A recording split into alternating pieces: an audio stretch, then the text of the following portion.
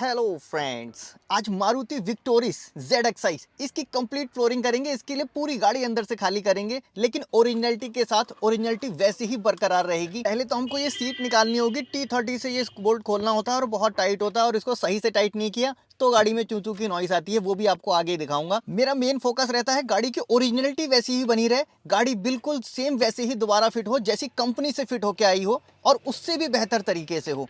खोलने से पहले आपको सीट बाहर नहीं निकालनी होती। नीचे इसके दो कनेक्टर होंगे, एक होता है हमारा सीट बेल्ट रिमाइंडर और दूसरा एयरबैग का, क्योंकि ये 6 एयरबैग के साथ आती है। और सीट को जब बाहर ले जाएंगे तो बहुत ही आराम से साइड ट्रिम्स पे कहीं भी स्क्रैच नहीं आनी चाहिए। यही होता है ओरिजिनलिटी का काम, कि जैसी गाड़ी थी वैसी ही बनी रही। दोनों सीट हमको रिमूव करनी पड़ेगी, साथ में पीछे वाली सीट भी निकालेंगे। कनेक्टर सेम वैसे ही ध्यान रखने हैं। कई बार कनेक्टर बाद में याद आता है जब इसको खींच देते हैं। सीट को बाहर करने से पहले हेडरेस्ट निकाल देंगे तो आराम से इसको आप बाहर निकाल पाओगे बिना कहीं स्क्रैच डाले हुए। और इसको जब रखना है तो भी लेवल सरफेस पे रखना है बराबर। इसके बाद कंप्लीट पीछे वाली सीट हमको निकालनी है। नीचे की तरफ लॉक होते हैं, इजीली निकल जाती है, इसमें कोई बड़ी चीज़ नहीं है।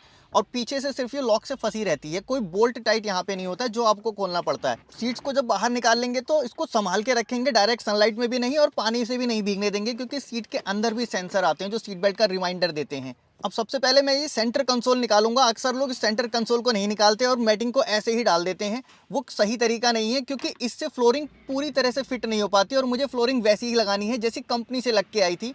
सेंटर कंसोल के लिए आपको ऊपर का गियर लीवर का हिस्सा भी निकालना पड़ेगा, ये कवर भी निकालना पड़ेगा। ट्रिम टूल की मदद से आराम से ये निकाला जा सकता है, और मारुति के पार्ट्स थोड़े से ज़्यादा फ्लेक्सिबल होते हैं, ईजिली निकल जाते हैं। किया वाले गाड़ियों में थोड़े से ये हार्ड होते हैं। आपको इसको निकालते समय भी नीचे के कनेक्टर निकालने हैं, क्योंकि पीछे USB पोर्ट होता है जिससे हम लोग चार्जिंग करते हैं। इसके अंदर एक एयर डक्ट होती है जो पीछे के वेंट को हवा देती है। इस डक्ट को भी ऐसे ही निकाल लेते हैं। एक प्लास्टिक का सिंपल लॉक है और इसको बाहर निकाल देते हैं। किनारे की इसकी जो फोम लगी हुई होती है, ये फोम डैमेज नहीं होनी चाहिए, ये ज़रूर ध्यान रखना है। बीच का हैंड ब्रेक भी मैंने रिमूव किया ताकि मैं कारपेट पूरी वैसी बिछा दूं। पैसेंजर सीट के नीचे फायर एक्सटिंग्विशर रखने के लिए एक होल्डर होता है, इसको भी हमें निकालना होता है, और ये निकलेगा तभी पूरी कंप्लीट कारपेट बिछेगी। और साथ में इसके जो होल हैं वो भी हमें बाद में मैच करने होंगे, यही कारीगरी है। उस होल को 0-0 मैच करना है, एक्स्ट्रा कटिंग नहीं करनी है, सेम वैसे ही आएंगे जैसे हमने ये निकाले हैं। साइड के जो ये ट्रिम्स लगी हैं सारी हमको रिमूव करनी पड़ेगी, क्योंकि हमारी कारपेट वहीं लगेगी जहां ओरिजिनल कारपेट लगी थी, उसके अंदर दबाना है। गाड़ी पूरी हमने खाली कर दी। अब आप समझो फ्लोर लेमिनेशन और फुल कारपेट में डिफरेंस। मैंने एक वीडियो में भी बताया था कि भाई लेमिनेशन मत कराना, इससे ये प्रॉब्लम होती है। प्रॉब्लम कहाँ होती है वो समझ लो। देखो, ये जो मैंने फ्लोरिंग यूज़ कर रहा हूँ ये फुल कारपेट है। ये फुल कारपेट जैसी कारपेट आपकी गाड़ी में डल के आती है, इसमें कोई स्टिचिंग नहीं है, पूरे मोल्ड्स बने हुए हैं, ये पूरी वन पीस में आती है। और जो आप लेमिनेशन कराते हो वो पैचेज में होता है, अलग अलग पैच लगाते हैं, चिपकाते हैं, सिलते हैं, स्टिच करते हैं, जिनकी वजह से उसके अंदर पानी जा सकता है। बस ये डिफरेंस है लेमिनेशन में और फुल फ्लोरिंग में।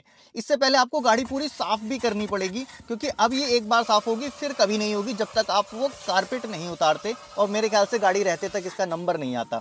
वैक्यूम क्लीनर का यूज़ करना, अच्छी पावर का वैक्यूम क्लीनर हो, कंप्लीट डस्ट फ्री कर देना।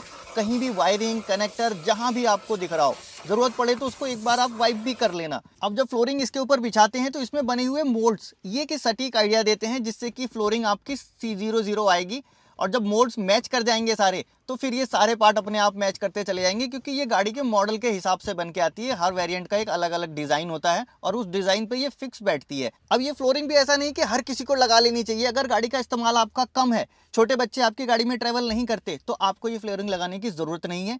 ये पानी से बचाने के लिए मेन है, लेकिन इसका एक नेगेटिव भी है, क्योंकि ये डस्ट को ट्रैप नहीं करता। और जो ओरिजिनल कारपेट होती है वो डस्ट को ट्रैप करके रखती है, जो आपकी AC कॉइल में जाने से बचाती है।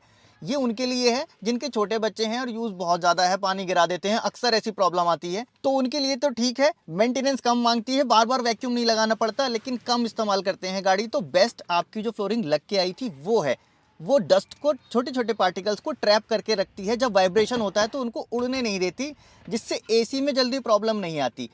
इससे ये प्रॉब्लम आती है कि ये बारीक फाइन डस्ट जब वाइब्रेशन आती है तो वो उड़ती है। इसको आपको हमेशा क्लीन रखना है, डस्ट फ्री रखना होता है। सीट माउंट के होल लगाने के लिए सबसे बेस्ट तरीका है, जो उसके स्क्रू होते हैं, बोल्ट होते हैं, उन्हीं से उसमें छोटे छोटे होल बनाए जाए और होल बनाकर उसमें फंसा के रख दें।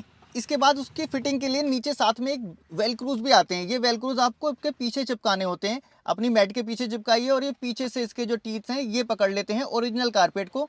ये तब लगाने हैं आपको जहाँ कहीं ये फूली हुई दिख रही है। अगर फिटिंग नहीं आई है, अगर लग रहा है कि यार यहाँ पे थोड़ा सा अलग सा दिख रहा है, उसको बिल्कुल फिनिश में देना है, तो उस जगह पे आपको ये उठा के लगा लेने हैं। ये करना है आपको ट्रिम्स लगाने से पहले। हाँ, बीच में बोल्ट लगा के हमने इसको फिक्स भी कर लिया है ताकि ये बार बार इधर उधर ना खिसके। इसकी फिनिशिंग ही जब अच्छी होती है तभी गाड़ी में लुक आता है, अदरवाइज मज़ा भी नहीं आता काम करने में और ना ही देखने में। ऐसा लगता है यार ये भद्दा काम क्यों ही किया होगा, इससे अच्छा तो ओरिजिनल ही रहने देते। ओरिजिनल गाड़ी में काम आप तभी कराना जब आपको लगता हो कि यार कोई एक एक्सपर्ट मैकेनिक मेरे पास है, कोई अच्छा बंदा है जो कि सही से ओरिजिनलिटी से काम करेगा, तभी आप करवाना। नहीं तो ये ठेकेदारी प्रथा में काम कराने से अच्छा है कि आप गाड़ी में कोई काम ना कराएं, जैसी ओरिजिनल गाड़ी है वैसी ही रखें। आप एक्सेसरीज के चक्कर में अपनी गाड़ी की ओरिजिनलिटी भी और खराब कर लेंगे, तो कभी भी इन चक्करों में पड़ना नहीं, गाड़ी को ओरिजिनल रखना। सीट माउंट के होल थोड़े से बढ़ाने पड़ते हैं, नहीं तो सीट फिट नहीं आएगी। नीचे ये होल्डर भी लगा दिया है जिसमें हम ये फायर एक्सटिंग्विशर लगाएंगे। और इसके बाद अब हमको ज़रूरत होगी है सेंटर कंसोल लगाने की, जिसके लिए ये माउंट ऊपर ही मैंने फिक्स किया ताकि मैटिंग अच्छे से फिक्स हो जाए। बीच में एक एयर वेंट आती है, एयर वेंट को लॉक से पूरी तरह फिक्स करना होता है फोम के साथ, और इसको अक्सर लोग नहीं करते क्योंकि बाहर से फिटिंग तो आई जाती है, क्या फ़र्क पड़ता है। बाद में जब आप एसी चलाते हो तो पीछे की वेंट में उतनी हवा नहीं आती जितनी पहले आ रही होती है। ओरिजिनलिटी का काम वही है, जैसी गाड़ी पहले हो वैसा ही परफॉर्मेंस बाद में भी करे। छोटी छोटी चीज़ें जिसको कई बार कस्टमर फील ही नहीं कर पाता, काम करने वाले उनकी तरफ फोकस ही नहीं करते, बोले ठीक है यार हमें क्या करना है, इतना समय लगाएंगे तो कैसे काम चलेगा। क्योंकि अक्सर इन दुकानों पे सामान बेचने वाले अलग होते हैं और जो फिटिंग करते हैं वो एक ठेकेदारी के रूप में आते हैं, इतने पैसे लेके फिट करके जाते हैं। हर जगह वही करते हैं, भले इस दुकान से लो या उस दुकान से, तो इसलिए वो इतना फोकस भी नहीं कर पाते। बोल्ट जो भी मैंने खोले ट्रेड लॉकर लगा के टाइट किए हैं, कहीं फ्यूचर में दिक्कत ना आए, कहीं कोई चीज़ लूज़ ना हो जाए, क्योंकि कंपनी जहाँ थ्रेड लॉकर लगा के देती है इसीलिए देती है कि बाद में चूं चूं वाली आवाज़ कोई ना आए, कोई बोल्ट बाद में ढीला ना हो जाए। जितने भी मैंने ये स्क्रू खोले थे बिल्कुल ओरिजिनल तरीके से सेम वैसे ही लगाए हैं। इवन मैंने तो इनकी मार्किंग भी मैच कर दी, जो मार्किंग कंपनी से लग के आती है हर एक पार्ट्स पे। 00 आपको देखोगे तो आपको एक एक मार्क मिल जाएगा, आपको कोई देख के बता भी नहीं सकता कि ये बोल्ट आपने कभी खोला भी होगा। और इसके लिए ज़रूरत होती है थोड़ी स्किल की, थोड़ा टाइम की, समय लगाना पड़ता है, तब जाके ये सारी चीज़ें होती हैं। हैंड ब्रेक को मैंने वापस से फिट किया, बिल्कुल उसी फिटिंग पे आया, क्योंकि मैंने इसकी सेटिंग खराब ही नहीं की थी, नीचे की तरफ से इसको निकाला था। कभी भी बैलेंसर से नीचे से अगर निकालते हैं तो आपको इसकी सेटिंग करने की ज़रूरत नहीं है, ऊपर से अगर खोल लिया तो फिर आपको ये अलाइनमेंट मिलाना पड़ेगा, इसको मैच करना पड़ेगा, जितने क्लिप पे ब्रेक आ रहे हैं फिर वो चेक करके पूरा प्रोसेस करना पड़ता है। और नीचे से मैंने निकाल के फिर दोबारा उसको वहीं से लॉक टू लॉक लगा दिया। सेंटर कंसोल लगा रहे हैं, सेंटर कंसोल के ऊपर ये वाली ट्रिम्स बैठेगी, साइड में ये ट्रिम बैठेगी। ट्रिम्स जैसे निकाली जाती हैं उसके ठीक रिवर्स में लगाई जाती हैं, जो ट्रिम्स पहले खुली थी वो सबसे बाद में लगेगी, इस तरह से लगाना होता है।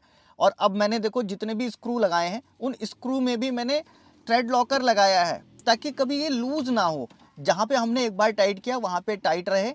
ये चीज़ें जब लूज़ हो जाती हैं, कोई फिटिंग आउट होती है, तब जाके दिक्कत आती है गाड़ी में, आवाज़ होने वाली या फिर ट्रिम्स के निकलने वाली। और कई बार तो ये स्क्रू स्वैप हो जाते हैं, हर स्क्रू का एक साइज़ अलग होता है जो जहाँ के लिए बना होता है। और ये प्रॉब्लम मैंने अक्सर देखी है बाहर काम करने वाले को, वो कितना भी कोशिश कर लें, इधर का बोल्ट उधर लगाते थे तो उधर का उधर लगा देंगे, और लास्ट में जब फिटिंग कर लेंगे तो 2-4 बोल्ट उनके बच जाएंगे, बोलेंगे ये तो एक्स्ट्रा थे। अरे वो एक्स्ट्रा नहीं थे, वो आप उन जगहों पर लगाना भूल गए, आपने उनको वैसे ही लगा दिया। तो ये चीज़ें हमेशा ध्यान रखनी है, लगाते समय सारे स्क्रू पॉइंट टू पॉइंट उन्हीं जगहों पर लगा दिए जाएं, और ऐसा तब होगा जब आप उसको केयरफुली संभाल के रख पाएंगे और लगाते समय सारी चीज़ों को ध्यान से फिट करेंगे। ऐसा तब पॉसिबल होता है जब आप गाड़ी से इतना प्यार करते हो और दूसरे की गाड़ी को भी उतना ही इंपॉर्टेंस दें जितना अपनी गाड़ी को देते हो। आप महसूस करें कि इस गाड़ी में जो पैसे लगे हैं वो पैसे मेरे थे या किसी के थे तो वो पैसे ही। और भले ही कस्टमर यहाँ खड़ा है या नहीं, देख रहा है या नहीं देख रहा है, उसको इतनी समझ है या नहीं है, आपको समझ है, आप इतना ध्यान में रखो कि आपको कोई है जो हमेशा देख रहा है, तो बस आपका काम परफेक्ट ही होगा, आप बहुत बढ़िया से कर पाओगे। और DIY पूरा ट्यूटोरियल मैं इसीलिए देता हूँ कि आप लोग खुद अपनी गाड़ी में ये सारी चीज़ें कर पाओ, जिससे इस तरह की कोई प्रॉब्लम ही फेस ना करनी पड़े। अपनी गाड़ी में काम करने का जो एक मज़ा होता है वो एक अलग ही होता है। मैं हर तरह का ट्यूटोरियल आपको देता हूँ, जो डीप से डीप चीज़ें भी होती हैं। शायद ही कोई ऐसा होगा जो ये सारी चीज़ों को आपको इतना एक्सप्लेन करके समझाता हो। प्लीज़ चैनल को सब्सक्राइब ज़रूर कर लेना, मुझे बहुत मोटिवेशन मिलता है जब आप लोग चैनल को सब्सक्राइब करते हो, वीडियो को लाइक करते हो, और वीडियो यहाँ तक देखी वाला कमेंट तो मैं हमेशा ही पढ़ता हूँ। विक्टोरिस के ज़्यादातर पार्ट्स मैंने ब्रेजा से मैच होते हुए देखे, इवन कई सारे पार्ट्स तो स्वैपेबल हैं, बिल्कुल वो आप हटा के वहाँ लगा सकते हो। गियर लीवर भी मैं यहाँ पे लगा सकता था, थोड़ा सा अलग दिख रहा है, बट हाँ अभी अवेलेबल नहीं था यहाँ पर तो मैं लाया नहीं। इसको कभी भी लाके ऊपर से खोल के लगा सकते हो, और ये ट्रेड में आता है। साइड वाले जो आपको ये ट्रिम्स दिख रहे हैं इनको भी मैं सॉफ्ट टच बनाऊंगा, वो आने वाली वीडियोस में आपको हो सकता है मिले, क्योंकि इनको अगर सॉफ्ट टच बना दिया तो पैरों में टकराने वाली प्रॉब्लम चली जाएगी। पूरी कारपेट डालने के बाद पीछे की तरफ देखो, मैंने इसको जो ओरिजिनल लॉक थे वो निकाल के दोबारा से उस लॉक के नीचे दबाया है ताकि फिटिंग बिल्कुल ओरिजिनल आ जाए। साइड की ट्रिम्स भी हमने लगा दी, थोड़ी थोड़ी साइड से हल्की कटिंग करनी पड़ती है आपको क्योंकि ये थोड़ी एक्स्ट्रा होती है और बिल्कुल 0-0 मैच करने के लिए, ताकि ट्रिम्स भी प्रॉपर लग पाए। फुल कारपेट लगाने के बाद देखो लुक कितना प्यारा आ रहा है और लुक के साथ ये थोड़ा इजी टू मेंटेन हो जाता है, बस इससे ज़्यादा और कोई फायदा नहीं है। पानी नीचे नहीं जाएगा, एक कपड़े का हाथ मारें तो इसको साफ कर सकते हैं। बाकी मैंने जो फिटिंग की है वो आपको देखने में कैसी लग रही है कमेंट बॉक्स में बताओगे तो मेरा दिल और भी ज़्यादा खुश हो जाएगा। सीट अंदर लेके आते हैं, यहाँ पे फिट करते हैं। सीट लाते समय भी ध्यान रखना होता है कहीं स्क्रैच ना लग जाए, मेन पॉइंट है। और इसके जो नीचे चैनल होते हैं कई बार वो चैनल डिस्टर्ब हो जाते हैं बाहर उबड़ खाबड़ रखने की वजह से, उसको भी ध्यान रखना। चैनल पीछे करके तब आपको ये लॉक लगाने हैं, सीट बेल्ट रिमाइंडर और साथ में एयरबैग दोनों। फिर पीछे से उसको मैच करना है, 2 होल होते हैं वहाँ पे, एक में आपका लॉक होता है, दूसरे में बोल्ट टाइट होता है। टाइट करने के लिए इसको पीछे सरकाना पड़ता है और ये कनेक्टर्स को भी होल्ड करना पड़ता है सीट के साथ। उसके बाद आप T30 से इसको यहाँ पे माउंट करेंगे। आपकी कारपेट नीचे दबी हुई है, अच्छे से टाइट पहले नहीं करना है, पहले सिर्फ मैच करना है, फिर सीट को स्लाइड करना है, पीछे की तरफ से बोल्ट लगा लेने हैं। सारे बोल्ट लगाने के बाद फिर एक बार सीट पे बैठ के अच्छे से, ताकि वो प्रॉपर अपनी जगह पे आ जाए, फिर ये वाले बोल्ट टाइट करना। इन बोल्ट की टाइटिंग में अगर दिक्कत आती है तो आपकी गाड़ी चलते समय सीट की आवाज़ देती है, चू चू की आवाज़ देती है। और अक्सर ये आपने नई गाड़ियों में देखा होगा, गाड़ी नई शोरूम से लाए, 1000 किलोमीटर भी नहीं चलाए और सीट की चू चू की आवाज़ आने लगी। ये इन बोल्ट्स की वजह से होता है क्योंकि इसके नीचे एक लॉक होता है जो एडजस्टेबल होता है, उसको प्रॉपर एडजस्ट करके तब आपको वो लॉक लगाना होता है। पीछे की सीट में ऐसा कोई दिक्कत नहीं होती, सिंपल लॉक लगाइए, अंदर वो फिट हो जाता है। इसके बाद आपकी कंप्लीट हो जाती है फिटिंग। मैंने एक एक पॉइंट आपको दिखाया, सारी चीज़ें आपको समझाई और फ्लोर लेमिनेशन कहाँ सही है और कहाँ गलत है वो भी आपको दिखा दिया। वीडियो में कुछ अगर अच्छा लगा होगा तो प्लीज़ वीडियो को लाइक ज़रूर कर देना और चैनल को सब्सक्राइब भी कर लेना। मन में कोई सवाल या फिर कोई सुझाव भी देना चाहते हो बेझिझक कमेंट बॉक्स में लिख सकते हैं। मैं मिलूंगा आपसे नेक्स्ट वीडियो में ऐसे ही किसी इंटरेस्टिंग टॉपिक के साथ। Thanks for watching.